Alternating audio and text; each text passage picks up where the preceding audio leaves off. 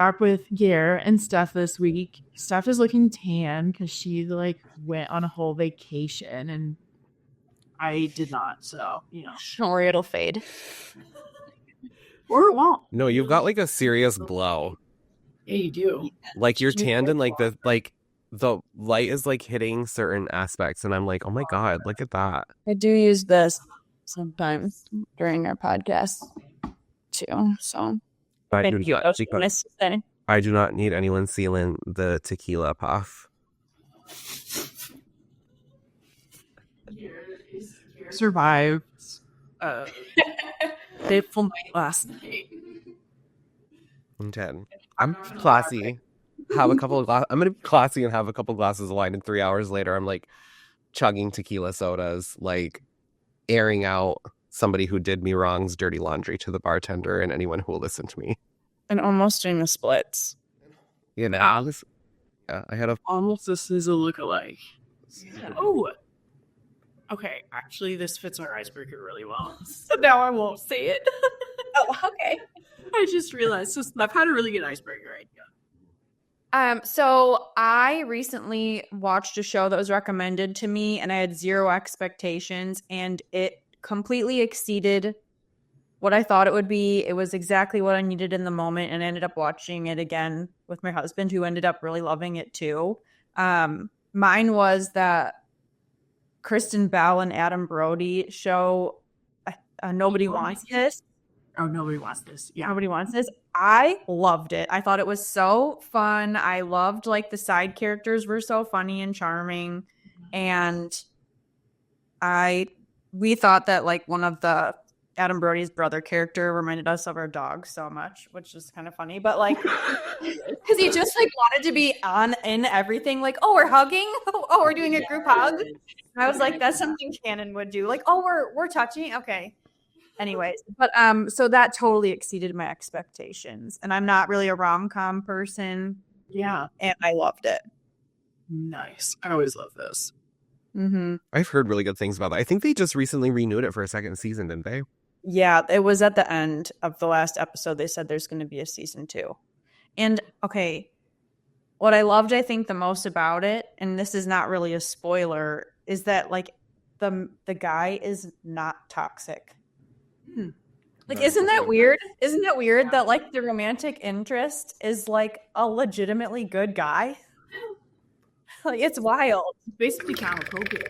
I know. Yeah, you're right. Snooze. Wow. Well, we did that. Yeah, it was wild. People loved that when it came out. Like everyone loved it. So the humor is good. So like even if it's really cheesy. Yeah. No, Dax Shepard was even saying like he watched it with her and he was like, you guys haven't seen chemistry, like the kiss scene. Like he was like, I was sitting there, I was like, just kiss her, god damn it. Yeah. Yep. Yeah. They're adorable. Well, mine includes SZA. We saw one of the days, I think like 2.5 weeks ago or 3 weeks ago. It was before I went to New York. Have you seen it? Gare's reacting. I just know. No, I do love SZA. I also love Keke Palmer, but it's released on digital. Yeah, and it's on digital now, and I just bought it today, and I'm gonna watch it tonight after we record. That's so trippy. Then yeah, like it's like a whole the move. I was like, oh yeah, we saw that movie. It's just really fun. Like it's just super fun, like buddy comedy. And I agree, when I saw SZA, Keke Palmer, and then it's produced by Issa Rae, she's definitely the voice in like a commercial or something. There was something where I like leaned over, I was like, that's Issa's voice. So I think she's kind of in there, but she produced it, and it's just like a really fun buddy comedy. That's awesome. I'm so excited because I do not usually like comedies. As you know, I love to be bleak. But I'm really excited for it because I do love SZA, and I did have my tequila soda and did the SZA Super Bowl move last night. But I'm really excited for it, and I have like a whole little like Palentine's date with myself. I have like a little heart-shaped pizza. Oh my god! And I'm gonna watch I'm gonna watch One Days. We're recording this on February. Valentine's. Yes. The best day. Speaking of, I like almost forgot. I went to the movies for the first time in years last Saturday, and I saw Heart Eyes. Oh yeah. And my expectations were like a little, I don't want to say they were low. They were just like, I was like, I don't know if this is going to be like what I think it is, because I saw a lot of reviews that said like it's more of a rom-com with like slasher like elements in it. But like I felt like it was like a really good balance of all three. Like something really suspenseful would happen, and then there'd be like kind of like a funny moment, and then there'd be like a, oh my God, have you guys just kiss already moment? And then like, but it was like honestly like from 20 minutes in to the end, it was like action packed. Like there was like so much happening, and it was so good. I was like, the jokes were like funny, but not like corny.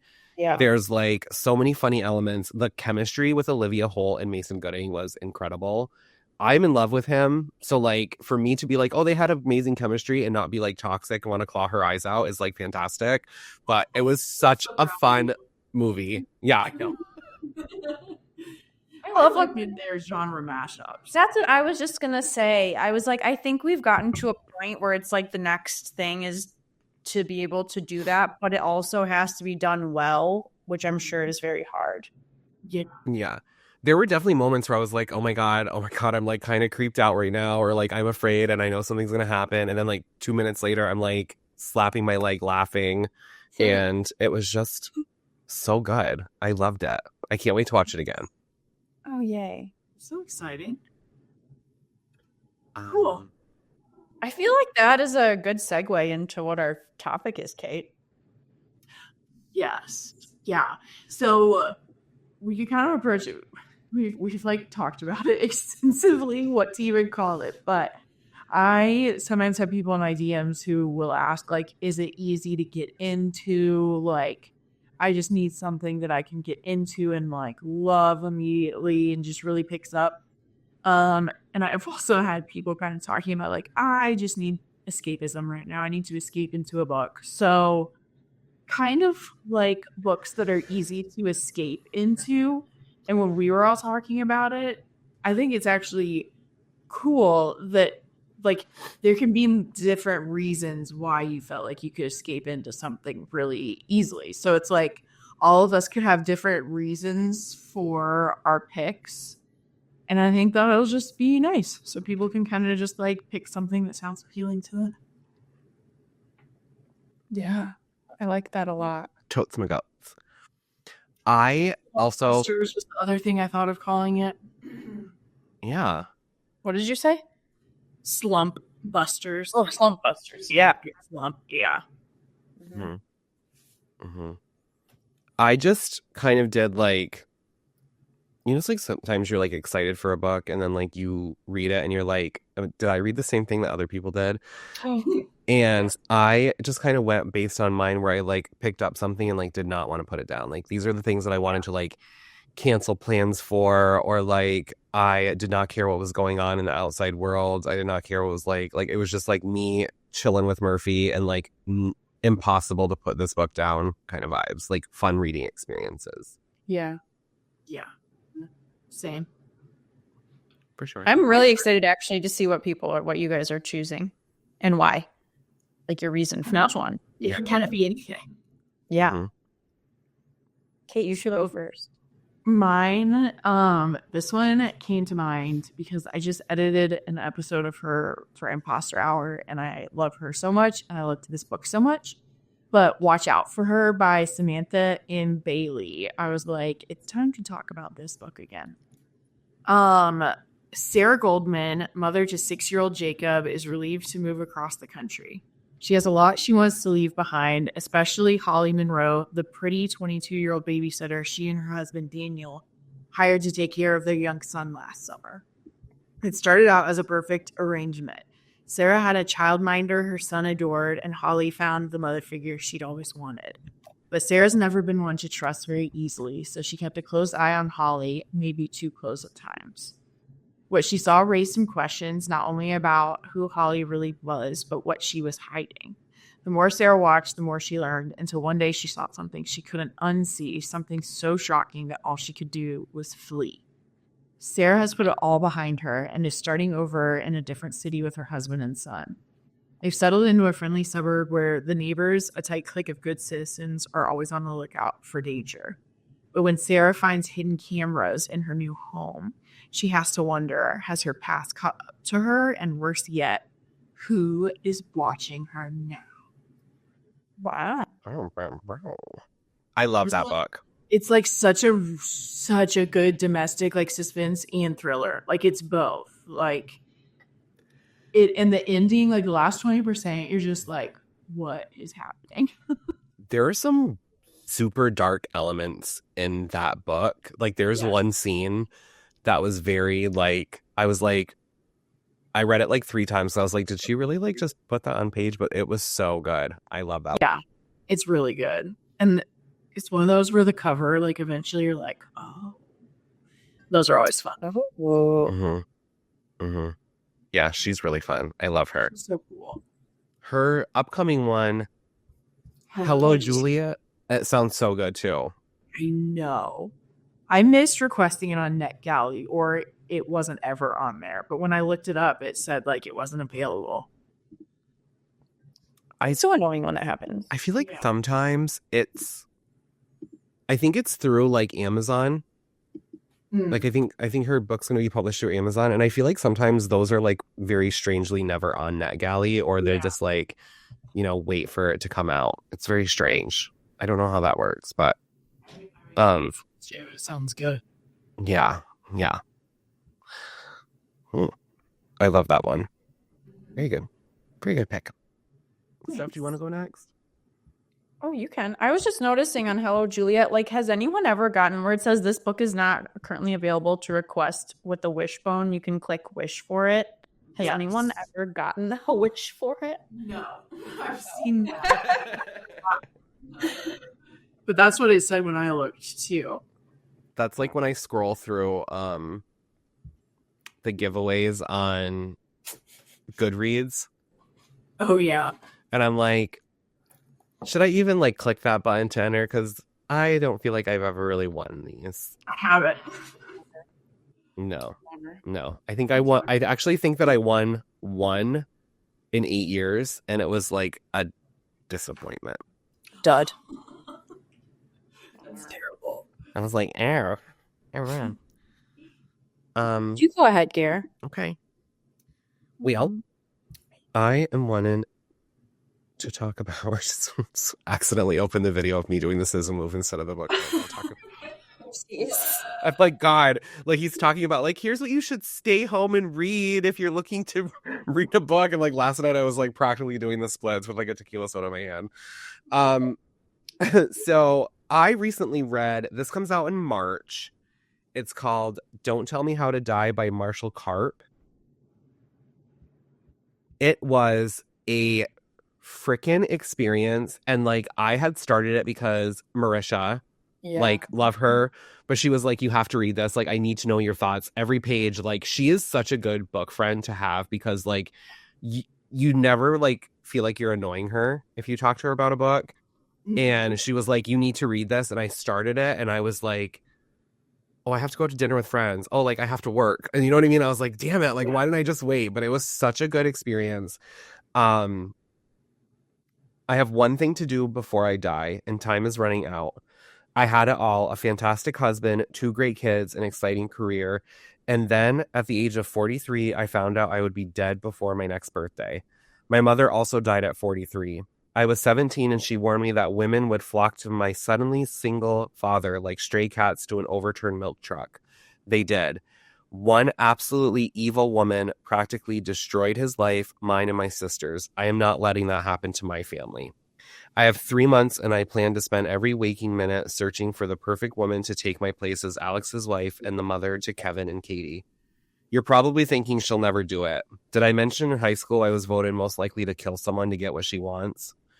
From thriller writer Marshall Karp, rich with Karp's deft array of 3-dimensional characters and his signature biting humor, Don't Tell Me How to Die has so many twists and turns, you'll swear he wrote it with a corkscrew.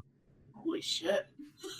So I absolutely love this book. I will say, for somebody like looking to pick this up, it starts off very like family drama-esque with her childhood. There's not a lot of like thriller elements, but the story is like so good that I just could not put it down.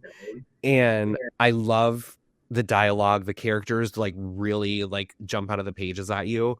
But then when the thriller element kicked in, I was like, holy shit. Have you seen the meme that was going around at the beginning of the year where it's like, this is what life feels like? And it's like the little girl on like that teacup ride and she's like holding on screaming.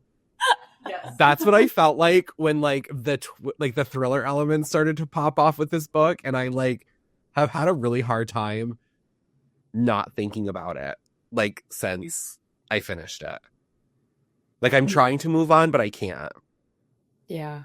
I can't. It's so smart. It's requested. Oh, it's such a smart book. I have had people that were in my life for like 10 plus years that I like kicked out, and I think about this book more than I think about them.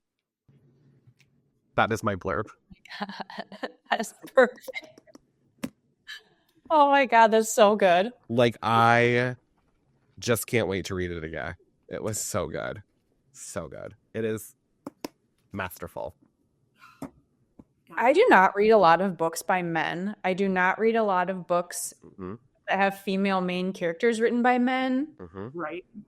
I almost was like, is it really a guy? Like, so I thought it was well done in that way, because I know a lot of people get frustrated by that. Yeah. I thought it was good. Like the way, you know, those books where like you go through the whole thing and then you realize at the end like why everything was important or like why everything was mentioned. Like I love that. Oh, Me too. Me too. God, I want to read it right now. I think you'll really like it. Just like it's like Gare said, like just give it a chance when it seems kind of drama-y in the beginning, but it's still like endearing. Like you still want to keep reading. Yeah. Right. Yeah. I agree too. I was going to say that too, but obviously my opinion does not count as much when it comes to like female characters as yours would. But like when I was reading it, I was like, wow, like he's not only doing a really good job writing female characters, but like also the snark and like wit of and like the brutality of teenage girls. Yeah. Like they were very believable, especially like they, like so witty and like sassy and like especially when you're sisters, right? Like two sisters, like they do not give a shit what they say to each other. Like I'm gonna roast you how you deserve to be roasted, in my opinion, right now, and like there are no triggers. And so like when he was writing that relationship, I was like, oh my God, this is so well done. Yeah, I agree. Yes. And for audio listeners, it's really good. It's really, really good. Yeah. Of our audio segments with stuff. And were the chapters pretty short too? I don't know because I just didn't care. Like I was like, I'm gonna keep going, right? You know what I mean? Like it was, yeah. I just wanted to like keep going. And one of my favorite things that like always like gets me with a book too is when there's different parts, right? So like something happens and then you're like part 2 and you're like, holy shit, like this is gonna be multiple parts. Like what's gonna happen in part 2? And then you just, yeah, it was impossible for me to put down. Yeah, that one's really good. I think that's gonna be, I think that one will be a hit when it comes out.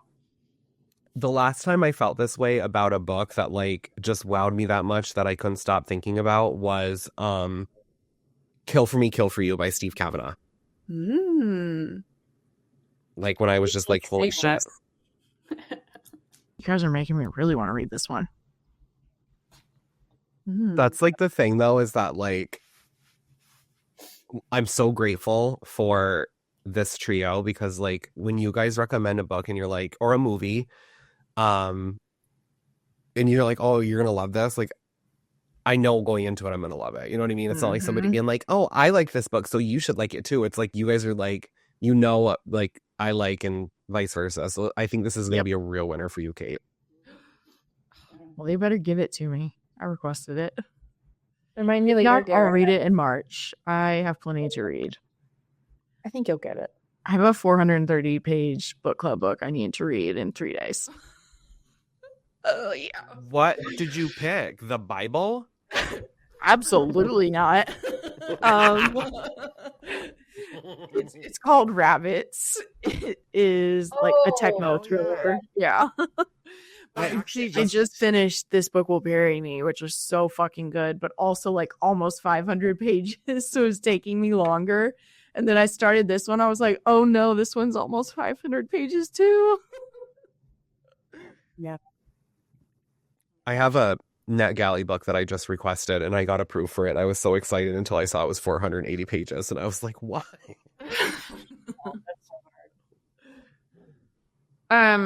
Well, speaking of teen relationships, I love that too when people write just like real sassy sisters, and I've realized that I love not YA, like adult books that have teens as a main character for at least part of it.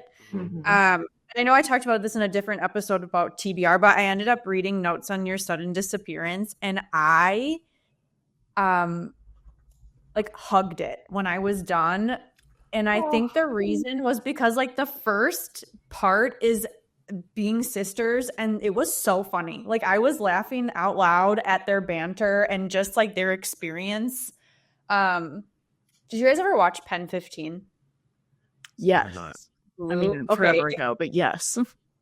It is very relatable, especially as a person who's 38, like, because they're in the 90s and they're like 37 and 38 in real life. So it's them in middle school, and it's so funny. But anyway, so this is really funny in the beginning, and then it has like a death in the family, and that's what they're talking about, the Notes on Your Sudden Disappearance.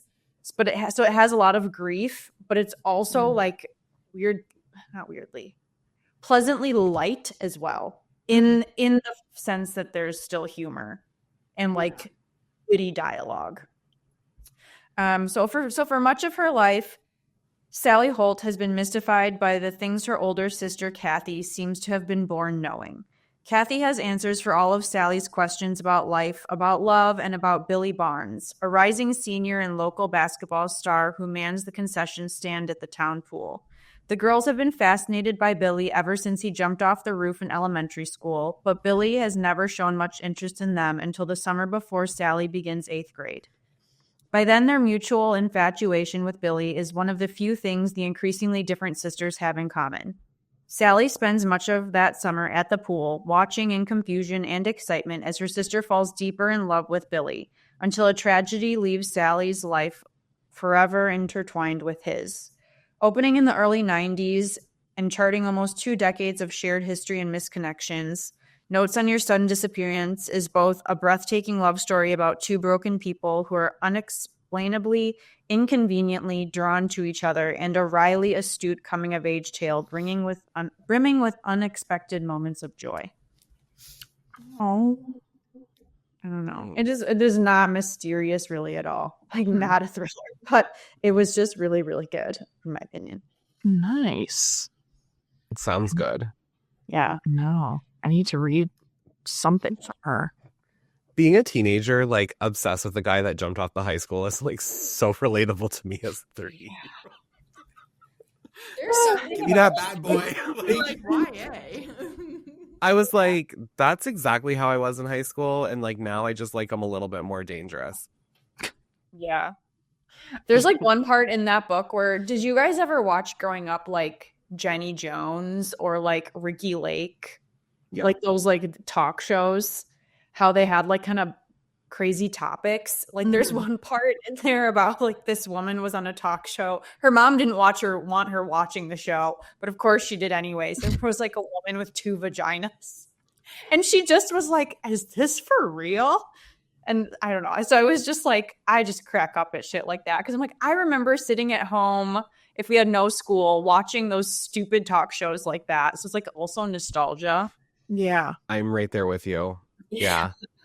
We had this like weird little, I don't want to say like, but we had this like tiny little corner store like down the road from like a mile. So like whenever we would have like a snow day or something, my dad would take me down there and get me like all the snacks, and like I could rent like a couple of movies and like get ginger ale, like whatever I wanted for like the ultimate snow day. And like I would just like binge comfort food and watch like people's lives blow up on like Jerry Springer and Maury and like all this stuff. But I was like, that's probably why, that really makes sense. It's like why I ended up the way that I did.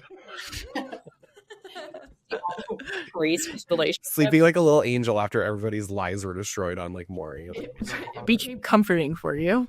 Yeah, right. I was like, oh God, they're in a lot of pain. Wait, me. Sign me up.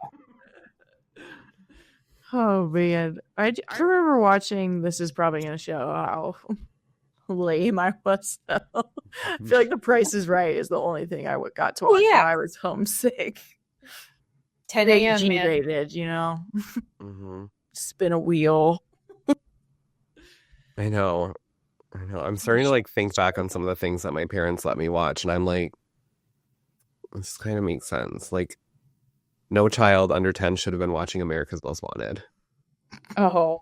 So yeah, I was like a true crime fanatic, and I'm also like terrified of being abducted. Right. Like, always have been. Oh my gosh, you guys, you know how I said, because we talked about fears or something, like one of my biggest fears is like being framed and like put in prison for something I didn't do. I was listening to Caleb Heron's podcast that he dropped today, and he said that he had like a period of his life where he was extremely paranoid about being set up for a crime. And I was like, someone else feels it. I mean, he's so funny. So I was like, oh my gosh, I have something in common with Caleb. I could see that being like a fear that like you don't realize is one of your fears until like someone else says it. Like I'm sure there's so many people that'll listen to like that episode where you said that and be like, actually, now that I think about it, that is like quite terrifying. Yeah. I was just finished today The Locked Ward, the new Sarah Pekkanen book that is coming out not until August, but I was like, oh God, like in that scenario and then it being put in like a scary place like that is like, ooh. Well, my next one also has to deal with middle school girls as part of its timeline. So, I really loved, I can't remember if this was last year or 2 years ago, 2024, last year. So Caitlin Devlin's debut novel, The Real Deal, was so good. I just loved it. And she just had a new one come out called Born for This that's about like a Nepo baby female actress. I could have just said actress who her deceased aunt was super popular in the 90s, and now they're making a movie about her, and so she feels like she deserves that role. That's like the loose gist of her new one. But since I've been seeing that, it was reminding me of this book too, and I was like, oh yeah, I was like immediately like hooked on this book. Belle Simon was just 12 years old when she was one of the 6 girls plucked from obscurity to star in reality TV sensation The Real Deal. Under the wing of dazzling star Donna Mayfair, she and the other 5 girls were meant to become world-famous actresses, singers, and dancers. But at 26, Bella is trying to live anonymously, away from being loved or loathed. The public eye has never fully shut, however, and when a producer offers Belle a big paycheck to join a reunion special for The Real Deal, she finds it hard to say no. If people are going to talk about that shocking final episode anyway, maybe this is an unexpected opportunity for her to show her side.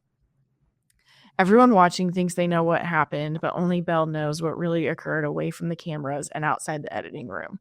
Is she ready to go back and confront her past? And will anyone believe her if she reveals the truth?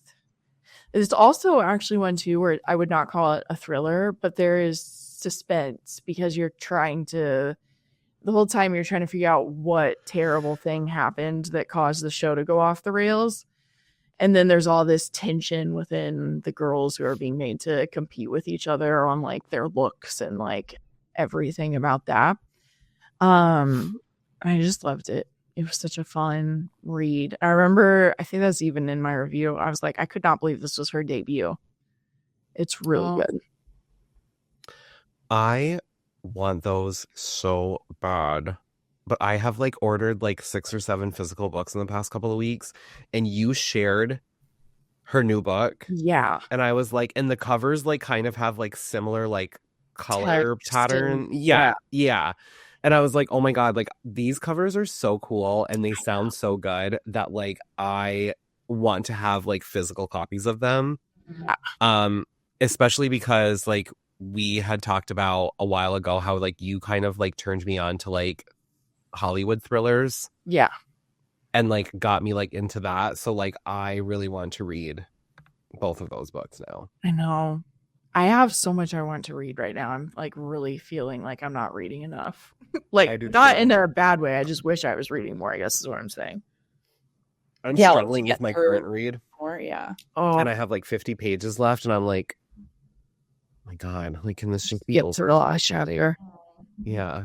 I'm like, I just want to know what happened. Yeah. I that was in January. It was not my month. Ugh. Oh, I know. I've actually reminisced a little bit and listened to some old episodes today. Yeah. And the one where like Steph was like, all of my January reads have been like 4 or 5. And I was like, me too. And you were like, Not meant to me, bitch. no. Not well. Not well, bitch. Not well, bitch. Yes. God, that sounds good. I love a 90s thriller. Like movie. Like give me like some like Basic Instinct, Hand That Rocks the Cradle, like all of that good stuff.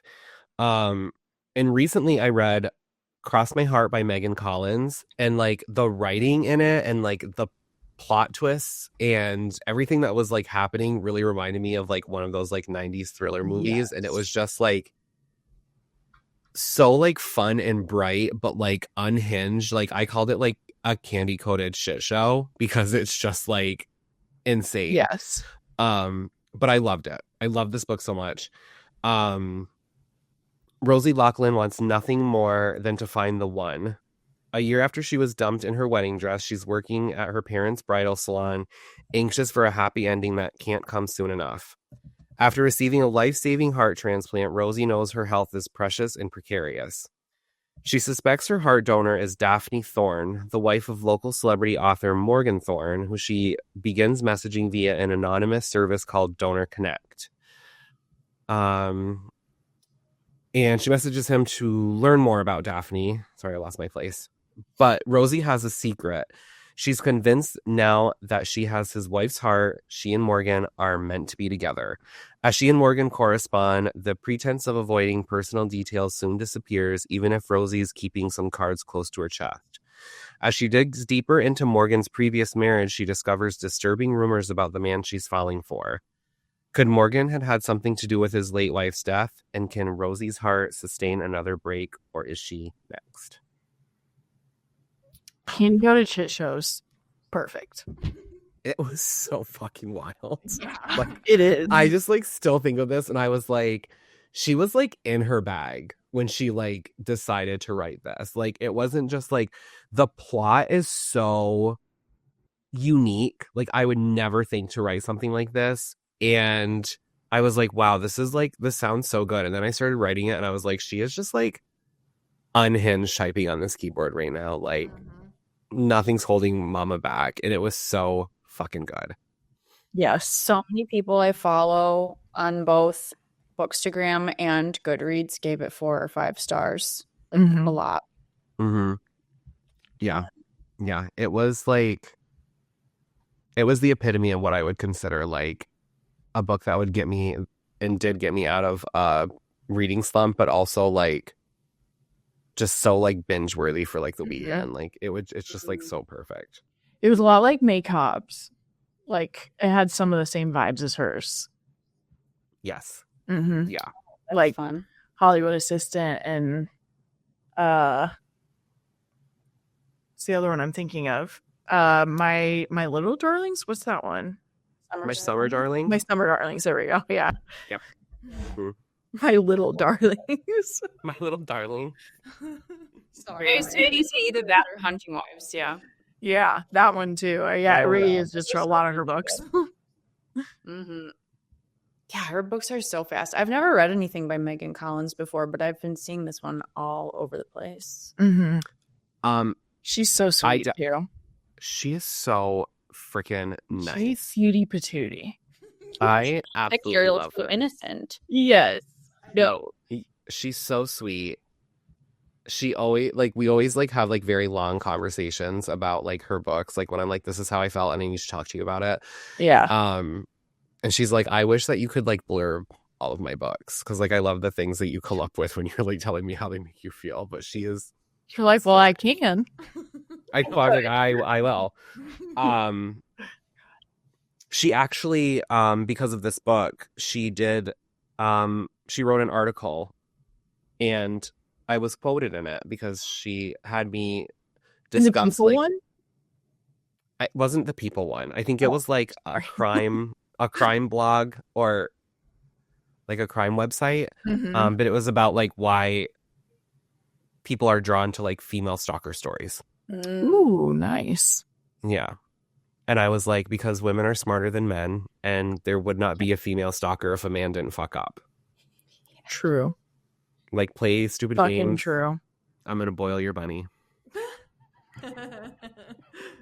Here, I just have to thank you on this podcast for being such a perfect ally for women. You are my favorite man. Oh my god, my heart is burst. Get it? You just get it. I don't know if even I know that many women that could have succinctly said that like that. You know what I mean? We think it's yes, you said two sentences and it wrapped it up. Yep. Yeah. Oh, Yeah. It's so good. You can't be I think it's very strange to be a gay man in this world and not be the most biggest supporter of women. Right. Whether it's stereotypical or not, women have been a comfort to gay men for everything in life, you know. Oh. So it's you guys and my mom and Sarah Michelle Gellar and my bestie Nicole. And SZA. Yeah. SZA, thank you. I have a black and blue mark on my knee, and I was like, this is this is for you, girl. Tequila Gare is oh, you liked when I did that? Let me do it 3 more times before the end of the night. just get that bruise darker. Yeah. Oh my gosh.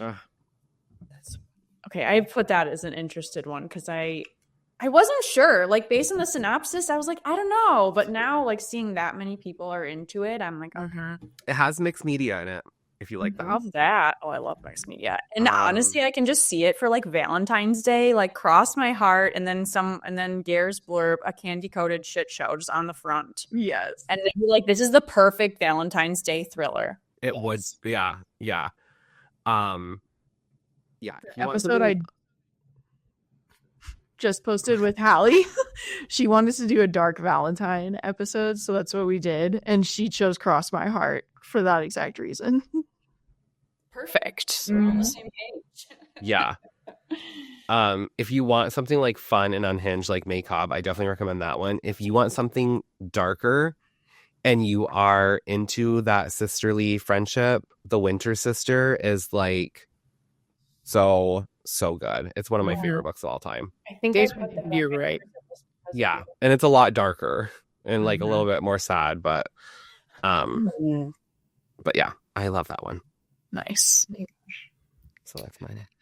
Oh, I don't know how to transition into my next one, but I picked my books today of worlds I would like to still be in, worlds I didn't really want to leave. Yeah. I like that. And granted, my last one was kind of about grief. I thought besides that, the family dynamic, I was I could stay here for a while and stay in this book a little bit longer. My next one is Lenny Marks Gets Away with Murder. And I listened to this on audio and it reminded me so much of The Good Sister by Sally Hepworth and had a similar Australian narrator that I was really into. But speaking of Sarah Michelle Gellar, the main character and someone she's really tight with love Buffy. And I was ooh, just that's a winner statement for me. Yes. So Lenny Marks is excellent at not having a life. She bikes home every day from work at exactly 4 p.m. each day, buys the same groceries to make the same meals every week, and owns 36 copies of The Hobbit, currently arranged by height. The closest thing she has to a friendship is playing Scrabble against imaginary Monica Geller while watching Friends reruns. And Lenny Marks is very, very good at not remembering what happened the day her mother and stepfather disappeared when she was still a child.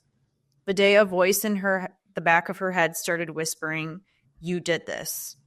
Until a letter from the parole board arrives in the mail, and when her desperate attempts to ignore it fail, Lenny starts to unravel. As long-buried memories come to the surface, Lenny's careful routines fall apart. For the first time, she finds herself forced to connect with the community around her, and unexpected new relationships begin to bloom. Lenny Marks may finally get a life, but what if her past catches up with her first? Equal parts heartbreaking and heartwarming, Karen Main's stunning debut is an irresistible novel about truth, secrets, vengeance, and family lost and found, with a heroine who's simply unforgettable. I loved Lenny, and I loved, like it said, her relationships she formed when she was very much a loner, and then she embraced having friends. Oh. And I was like, it almost bordered on cozy, but then when you find out what happened, you're like, that is not cozy. So, I love that. I was gonna say the cover kind of gives cozy vibes. It does. Because I think she's like this person where you're like, what could have happened to her? She's so, but then you're like, that's fucked up. That's kind of it may not be totally, but Strange Sally Diamond's a little bit like, the cover's not like that, but you are just like, what happened? And then you're like, oh my God. Yeah, I think that it has, and I love Sally, and I love Fern, and then someone else compared it to, I haven't read Una Out of Order, but I think she kind of has similar vibes, that main character, and I'm really drawn to they take things really literally, and sometimes it's kind of funny, but other times you can tell they struggle a little bit, socially, but really, really good, and I found it so endearing. I'm gonna read it now. Well, that's adorable. Do you see she has one coming out this year? No, I did not. And it's called Joy Moody is Out of Time. So she has kind of a theme with her. The cover is really cool. It's like a laundromat with a really neon coat hanger sign that makes the title. That's so about Chris. Really cool cover. August 25th. Well, I'll have to check that out. Yeah, I know, because I think all three of us are kind of on the same page that we're not really cozy fans, right? It has to be a pretty special story or character to be interesting. So I will say that if that helps anyone trying to decide if it's for them or not, I'm not really a cozy fan. Yeah. So okay. Mark, this one is interested. Yeah, I know you got me intrigued. Yeah. I randomly picked it up at a bookstore, and sometimes those names of the name and then their whatever, yes, when the name is in the title. Yeah, Sally Jones and The Bad Day or whatever. It's just kind of okay, what are we doing? Then I saw some reviews and I was like, okay, I'll give it a try. Right. Sally Jones and the Really Bad Day. Sally Jones and the Bad Day.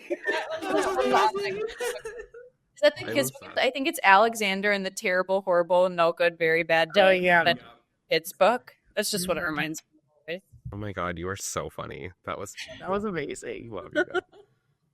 Well, it's almost the version of the fantasy thing where it's the house of wood and drywall. It's just everything is the house of blank and blank. House on Needless Street. Yeah. Yeah. All the romantic ones. I want to read that so bad. Yeah. I think you'll like it. I think you'll probably like it. Yeah, you will. Well, my next one is not gonna. There's not gonna be a segue that magically pops up. But we're recording this on a Thursday, which for me and my religion is Severance Day. And so I was thinking about Severance today and how I just wish I could watch a million shows like it. And then I was like, you know what? This book kind of reminded me of how obsessed I am with Severance. So, The Paradox Hotel by Rob Hart. January's job just got a whole lot harder. Not that running security at the Paradox was ever really easy. Nothing is simple at a hotel where the ultra-wealthy tourists arrive, costumed for a dozen different time periods, all eagerly waiting to catch their flights to the past, or where proximity to the time port makes the clocks run backward on occasion, and rumor has it allows ghosts to stroll the halls. None of that compares to the corpse in room 526, the one that seems to be both there and not there, the one that somehow only January can see. On top of that, some very important new guests have just checked in because the US government is about to privatize time travel technology, and the world's most powerful people are on hand to stake their claims. January is sure that the timing isn't a coincidence. Neither are those accidents that start stalking their bidders. There's a reason January can glimpse what others can't, a reason she's the only one who can catch a killer who's operating invisibly and in plain sight all at once. But her ability is also destroying her grip on reality, and as her past, present, and future collide, she finds herself confronting not just the hotel's dark secrets, but her own. It's such good sci-fi, and like I still kind of consider this one, I mean, it is sci-fi, but it's the kind of sci-fi that I still would probably call sci-fi light. Like there's not like whole galaxies to learn, like even though there's time travel, like it is just all in one place. So it is just more like the sci-fi that I talk about, where like it's mostly a thriller and a mystery, actually, with sci-fi elements. So if you love Severance, I do think you would love this book, actually. I think hotels, like haunted, not necessarily that it's haunted, but it does talk about like ghosts. I mean, they're like haunted hotels are always kind of creepy.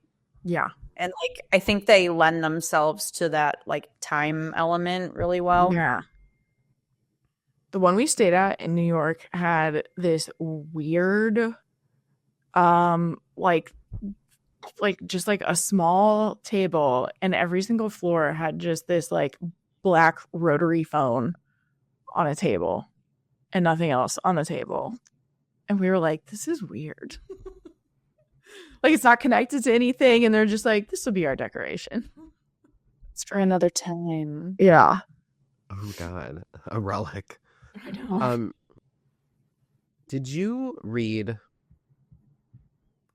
Is it The Shining Girls by Lauren Bukes? I watched it on Apple TV before I knew it came from a book. Okay. I'm very curious. I didn't finish the show, but I'm very curious what you would think of the book.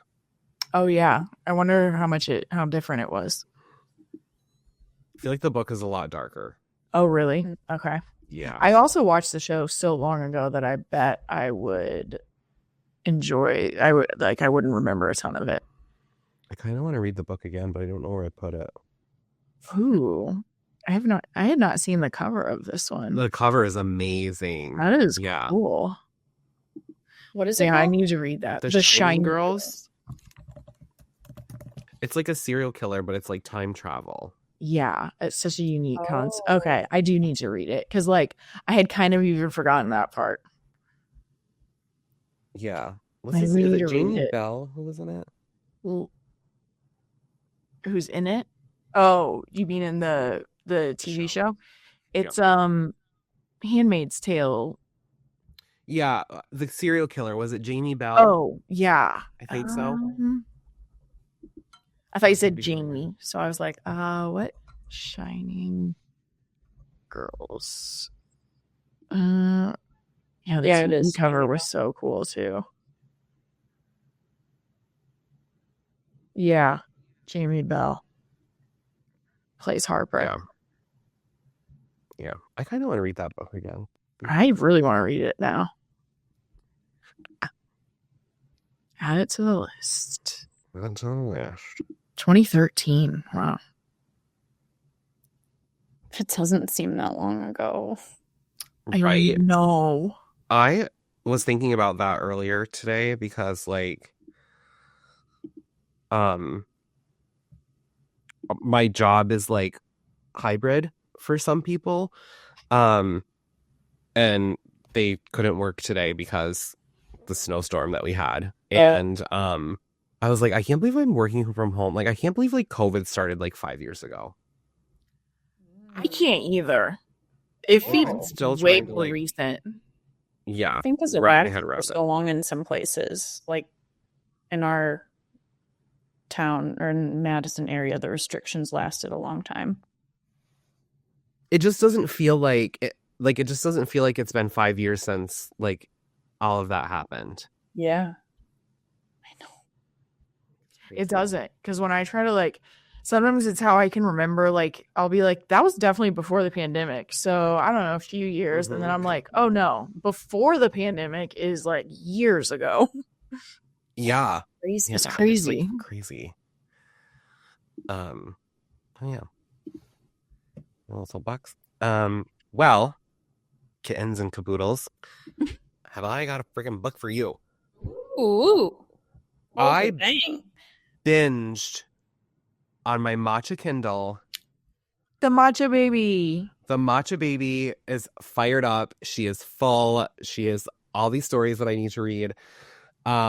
One of them is a book that I recently discussed, like, wanting to read that was on my TBR, and it's a backlist book. So, like, that's check. I read A Killer's Mind by Mike Ulmer, Oh, yeah. and I have never had such a hard time putting a book down. Like, when I say putting it down, I mean, like, I did not want to get up to physically, like, make myself dinner. Oh, I get that. I feel Like, that. But I'm a vegetarian and I'm lazy. So, like, me making dinner is, like, literally, like, jarred pasta sauce and, like, boiling the water.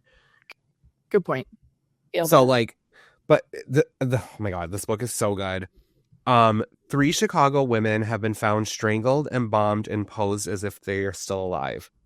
Doubting the findings of the local PD's profiler, the FBI calls on forensic psychologist Zoe Bentley to investigate. Zoe quickly gets off on the wrong foot with her new partner, Special Agent Tatum Gray. Zoe's a hunter, intense and focused. Tatum's a smug maverick with little respect for the rules. Together, they must descend into a serial killer's psyche and untangle his twisted fantasies, or more women will die. When the contents of 3 inconspicuous envelopes reveal a chilling connection to the gruesome murders from Zoe's childhood, suddenly the hunter becomes the hunted. Wow. This looks so good. And as Steph pointed out when you told us about it, it has 60,000 ratings and it's a 4.2 average on Goodreads. What was That's the title wild. again? I looked up the author and it A didn't. Killer's Mind. The cover's so cool. Oh. I clicked on the wrong person. So it's the first in a trilogy, but all of the covers have, like, similar vibes. Mm-hmm. And when I tell you, like, the dialogue, fantastic. There is a misbehaved cat that Cat? nothing bad happens. Yeah, Oh, a cat. There's a misbehaved cat. There is a loudmouth, prickly grandfather. Nice. The serial killer is terrifying Ooh. because you get, like, some of the, like, interwoven chapters of, like, the serial killer's perspective. Oh. You get interwoven chapters of Zoe Bentley's childhood. Oh. There is one scene in this book that I had to stop reading at a certain point and go make sure all of my doors were locked because it scared the living shit out of me. Oh my God, Gare. Whoa. That is quite the review. Yeah. Yeah. And the ending, the last chapter, and, like, the way that the book ends, I was saying things out loud that I didn't even know I was creative enough to come up with. Like, swearing. Like, I was like, just saying everything. Like, it was like a blooper reel of like Melissa McCarthy. Oh, like when she's talking to that principal. But I was like, Jill. it was like, I think like 11:30 or like close to midnight on like a Monday night when I finished it. And like, when I tell you I was addicted to this book, like, I have to have things quiet when I read. I brought the matcha baby to the doctor's with me and was reading in the like waiting room Damn. because I was like, I can't stop. You have to be everywhere with me. Yeah, you guys are just reading the best books this year. I'm so pumped. I think after I watch SZA and Kiki tonight, I think that I'm going to start book 2. Mm-hmm. Because like, I am just beyond floored with how freaking good it is. It's another Irish author too. Is he? Yeah, it says he is.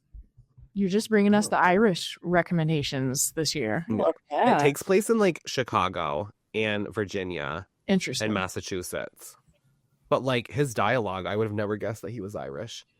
Well, it says currently living in Ireland, so maybe he was born in America. Who knows? Maybe. He's a video game developer and the CEO of the company Loading Games. That's amazing. Wow. He has a very interesting imagination. And the book starts off and like Zoe's like doing her like normal like psychologist stuff. She's like discussing like a serial killer that she's like actively investigating, and then like they take her to this like case of the man who's like embalming women. And I'm like, I wonder if this case that she's like discussing is going to be like something in an upcoming book. That would be a cool tie-in. There's like a lot of stuff going on in it. And like, embalming women and leaving them in public is terrifying. That's very terrifying. Like, if you read it, like when you see some of the ways that like these women are found and like people like thinking that they're fucking real. Damn. That's kind of like The Hunter's Daughter. Not exactly, but kind of. Yeah. It's just like, oh my God. I was like, this is so freaking dark and twisted. And then like the cat acts up, or like the grandfather says something sassy, and I'm like, what a like time to be alive. I love that. It sounds And I think they're on Kindle Unlimited. Yeah, I think so. So very, very, very fun book. Nice. Mine's not that dark at all. So I had like very briefly mentioned this one at the end of our last like Palentine's episode of like romance and thrillers. This is kind of more like really good for today, February 13th, and it's Cackle by Rachel Harrison, who I'm like obsessed with her now. But this was just like such a feel good witchy book. All her life, Annie has played it nice and safe. After being unceremoniously dumped by her longtime boyfriend, Annie seeks a fresh start. She accepts a new teaching position and moves from Manhattan to a small village upstate. She's stunned by how perfect and picturesque the town is. The people are all friendly and warm. Her new apartment is dreamy too, aside from the oddly persistent spider infestation. Then Annie meets Sophie, beautiful, charming, magnetic Sophie, who takes a special interest in Annie and wants to be her friend. More importantly, she wants Annie to stop apologizing and start living for herself. That's how she lives, she being Sophie. Annie can't help but gravitate towards the self-possessed Sophie and starts to spend more and more time with her, despite the fact that the rest of the townsfolk seem a little afraid of her. And like, okay, there are some things. Sophie's appearance is uncanny and ageless. Her mansion in the middle of the woods feels a little unearthly, and she does seem to wield a certain power. But she couldn't be. Could she? Oh, it's so fun. Yeah, it was fun. And Sounds really fun. I think that there's times where it's really appropriate to have the mood of like, you don't need a romantic partner to be your best self. Totally. And sometimes you need this, like, there's like this gorgeous witchy woman that's like, I'm single and it's the best. I love that. Yeah. But there's also some like kind of creepy, like it's, I would say horror light. Mm-hmm. I would say there's some creepiness and some interesting, like, you know, when you wonder if you have powers because you're mad at someone and then like something bad happens to them. Like there's some of those moments when I think we wish we all had those in real life. I wish I had those. I know. God, I still love that one like tweet or whatever it was where it's like, I just really want to burn things with my mind. Like, that's really Yes. Yeah, I need to read this one. Alexis Henderson blurbed it, and you guys know how obsessed I got with An Academy for Liars and House of Hunger. Oh yeah, it's a really good. I mean, if there's people that like witchy stuff in October, it's great to save, but not necessarily. It kind of takes place over Valentine's, at least one part. Oh, nice. I would love like a box set of paperbacks of all of her books. Oh yeah, that would be nice. Yeah. 1, 2, 3, 4, 5, 6. I forgot what her new one is going to be about. Is the new one The Veil? Or is that an old one? I think so. I haven't. Oh, it says July 8th, 2021. Oh, no. I wonder if it's not on here yet, but I know she announced it on her. Oh, Play Nice. That one doesn't have a cover. Yep, 2025. Oh, yeah. Out though. A devilishly clever take on a haunted house novel. That'll be fun. Yeah. I like that she does like all of that. Yeah. Yeah. She takes on like different horror tropes, I guess you could say. Mm-hmm. I feel like we could do a little like icebreaker for the end because I have something that I'm like dying to ask you guys, and I just An ice closer? An ice closer, or just something in general. But like, is there an author who like, even if they haven't announced their next book, that you like really want to have something come out in 2025? I'm sure there is. You go first, Gare. I'm dying for a new Simone St. James book. Oh, sure. I just thought Murder Road was released in paperback, and I have to get it because I have all the rest of hers in paperback. I want to get it in paperback too. And it looks cool. It's a cool cover. Yeah. Oh. I might say Evie Green, which again, guys, sorry, I can't stop talking about Severance, but I did her book, the new one, was one of my picks for like, if you like Severance, you might like this book. And it reminded me how much I loved that book. Like it's an all-time sci-fi fave for me, for sure. And I just want her to write another sci-fi thriller. Mm-hmm. I would say I'd be interested in another Sally Hepworth because I think she's getting darker and darker as she goes. So I'm interested in that. Or what was the other one I just saw? It's kind of like Lisa Jewell. Yeah. Some of them I'm like, I have read their 2025 release already. Yeah. Also, I think that it's coming, but I don't know what year. Kirsten Miller, I think, is going to write a really ragey book coming up. And I'm like, I'm going to be all over it. So nice.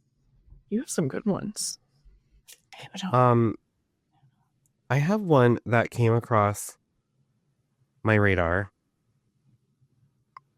and I can't find the synopsis. I'm so bad. Is it an author you've read before? No. Oh. No. I have not read her. Let me see here.